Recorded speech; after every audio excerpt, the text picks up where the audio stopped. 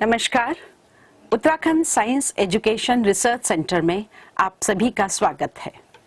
यूसर्क राज्य में प्रौद्योगिकी आधारित विज्ञान शिक्षा सुलभ करवाने हेतु कृत संकल्प है।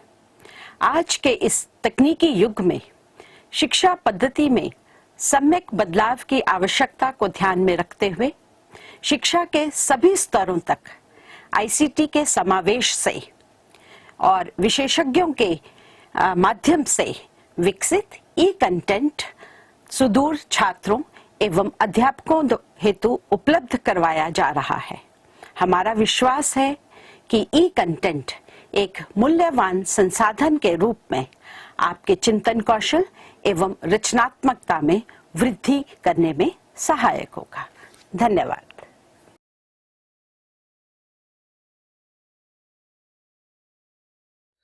अब ये अगला प्रश्न हमसे क्या कह रहा है कि किस चतुर्थांश में या किस अक्ष पर बिंदु -2,4। बहुत ही सावधानी पूर्वक पहले हम बिंदुओं को लिख लेते हैं और मेरा तो मानना यह है कि इन बिंदुओं का नाम भी ले लीजिए। तो ए बिंदु को मान लेते हैं ये, बी बिंदु क्या है 3,-1, सी बिंदु क्या है -1,0, डी बिंदु क्या है 1,2 और ई बिंदु क्या है -3,-5। तो कह रहे हैं कि किस चतुर्थांश में या किस अक्ष पर बिंदु ये और ये स्थित हैं। कार्तीय तल पर इनका स्थान निर्धारण करके अपने उत्तर को सत्यापित कीजिए। तो पहले तो आपको ये बताना है बिना कार्तीय तल का प्रयोग किए कि ये बिंदु कहाँ कहाँ पे स्थित होंगे। तो अगर मैं पहले बिंदु की बात करूं तो यहाँ पे आप क्या देख रहे हैं कि x जो है वो ऋणात्मक है। मतलब हम अगर एक छोटा सा रफ फिगर बना लें, देखो तो ये हो गया मूल बिंदु, x ऋणात्मक है मतलब इस तरफ, y धनात्मक है मतलब इस तरफ। तो ये कौन सा चतुर्थांश हुआ? ये हुआ दूसरा चतुर्थांश। फिर इसी प्रकार जरा बी का आंसर बताइए और फटाफट से ये सारे भाग आप खुद से करिए एक बार, तभी वीडियो आगे देखिएगा जब आप ये खुद से लिख लीजिएगा। और अभी अगर आप लिख चुके हैं तो आइए देखें कि बी बिंदु में 3 कदम हमें यहाँ चलना है और 1 कदम माइनस में नीचे की ओर। तो कहाँ हो गया बिंदु? ये बिंदु हो गया चौथे चतुर्थांश में। किसका किसका उत्तर सही आया? बहुत अच्छी बात है। अगला देखते हैं भाग -1,0 मतलब x अक्ष पर बाईं तरफ 1 कदम और 0 मतलब y अक्ष की ओर तो बढ़ना ही नहीं है। और जैसा कि मैंने आपको बताया कि अगर आप देखें कि y निर्देशांक 0 है तो वो बिंदु होगा x अक्ष पे या फिर y एक्सिस पे, इसको अक्ष ही लिख लेते हैं कि अगर y निर्देशांक 0 है यानी कि कोटि 0 है तो वो x अक्ष पर होगा।